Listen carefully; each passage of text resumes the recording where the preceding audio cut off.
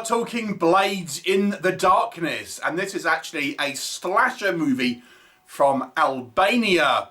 And this is a 2022 movie, at least in its home territory. It had a few festival releases and has recently been released in the West. So although it's a 2022 movie, I think most people probably haven't seen it until now.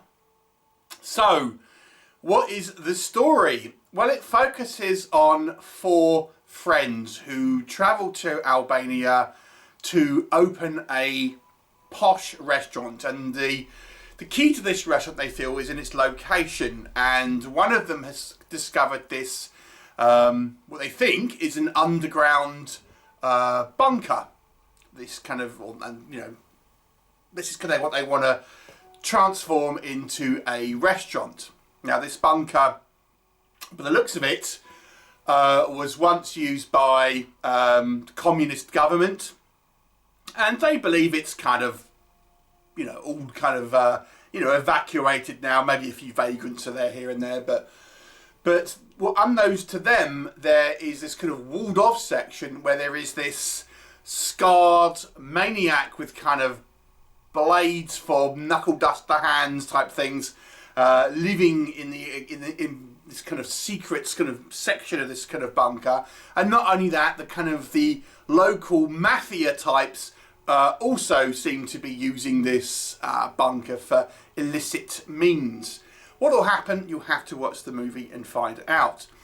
So before I go any further, I should actually have a little bit of a announcement really about this, because I was sent a screener for this, and that is what I have watched. However, this movie is partially spoken in, I think, German and the Albanian language, and I think Italian as well at points. And although there is some English in it, the screener that I had the subtitles did not work. So I did not watch the movie with any subtitles. Therefore, some of the dialogue that was spoken in language which isn't English, I couldn't actually understand what was going on. So I've only really been able to understand the English parts of the dialogue, and obviously try to piece together based on kind of the action and what's happening on screen in regards to the non-English segment. So some of the subtleties of this movie may have been lost. That's all I'm going to try to say. But what can I say that works in this movie's favour? I think the biggest thing is this kind of location of this sort of, whatever they've used for this kind of bunker. It looks great. It's dark, it's dingy, it's oppressive. It looks great, a great place to have a setup for a horror movie. And because this ends up being a lot bigger than they initially anticipate, because this kind of back section kind of opens up and, it leads to a whole other kind of labyrinth of tunnels and stuff, it makes for a good sort of setting, somewhat sort of claustrophobic location. So I think this adds a lot to the movie in regards to its kind of ambiance and stuff. The movie has this kind of dark feel to it, both in terms of cinematography and also just this kind of negative, nihilistic kind of attitude that hangs about it. Because we've got a lot of things going on here. We've got the kind of the beginning of the movie. We have this kind of communist, overtones and sort of set up to it. We've got this guy who's been trapped in this underground bunker, kind of growing up, really not knowing anything else. And we've got these kind of gangsters, all of whom are, pretty brutal and obviously are hapless sort of protagonists as well. So the movie has this sort of somewhat of a nihilistic tone in it but works well with this sort of darker cinematography. But I will say the cinematography, although it is on the kind of the darker side, it's never really that you can't see anything. I think it gets across that the movie is taking place in a dark and dingy kind of situation and environment, but without kind of having it so dark where you can't really see anything. I think our antagonist, at least to me, seems to be they've made him a little bit sort of sympathetic. So we do see his kind of origin towards the beginning of the movie. So, you do feel a little bit like he's somewhat of a victim of circumstance himself, and it isn't really his fault the way kind of things are ended up. And then we had a few other elements to this in regards to, there's a variety of traps that have been kind of put up around this kind of tunnel system. So the movie kind of feels a little bit like Saw sometimes, with people walking headlong into a variety of deadly traps. And you know, you have other elements as well. You've got the gangsters. So the story here is somewhat kind of multifaceted. So you know, there's a lot going on. Look, it's relatively kind of well paced, and you know, it's you know, a fair few kind of bodies end up getting chopped up and stuff. Although the movie isn't especially gory, it does have a level of kind of like violence which, you know, feels a little, you know, somewhat brutal at the very least. So let's talk about what doesn't work. I mean, obviously, for me personally, and I'm not going to judge a film on this, I couldn't understand like 50% of the dialogue really. So, you know, to me, it does seem somewhat of a uncomplicated movie in some respects. I mean, even though there are multiple things happening here, at the end of the day, it's people getting chased around tunnels by a maniac with knives. So that's kind of what it ends up being.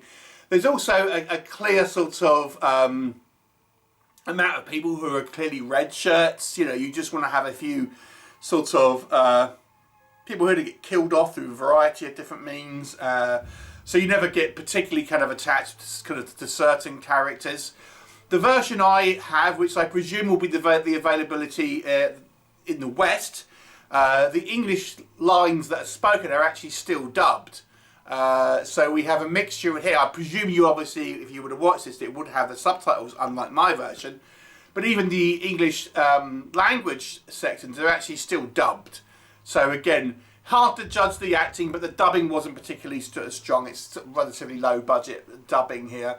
And it struck me as odd that if you're going to have this movie partially spoken in English, but have it dubbed, why not do it all? You know, seemed like an odd choice to me. I did kind of question about how this kind of killer has been living all of this time, if he has been effectively like walled off. Like, what is he eating down there? I mean, presuming it's kind of rats and things. Maybe it was something that was lost in dialogue, but he seems to be completely kind of cut off. And, you know, we're talking a good couple of decades that he's been down there. So I'm thinking, well, you know, how has he survived down there? Again, there's no sort of source of food or water really that seems to be shown in this movie. But again, it possibly could have been something here that was maybe said in dialogue that I kind of missed. Although the guy doesn't really, the killer guy doesn't really talk, to be fair. Sometimes I think the movie focuses a little bit too much on the kind of the mafia types, because I think you're probably watching this movie more as wanting to watch it more of a slasher than a kind of a gangster film.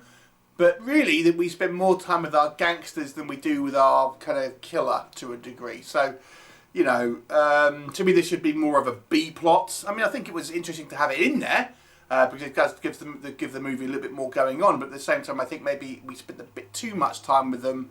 And our kind of protagonists, we learn that one of them is kind of potentially involved with these gangsters. It makes the other seem a little bit idiotic, to be honest.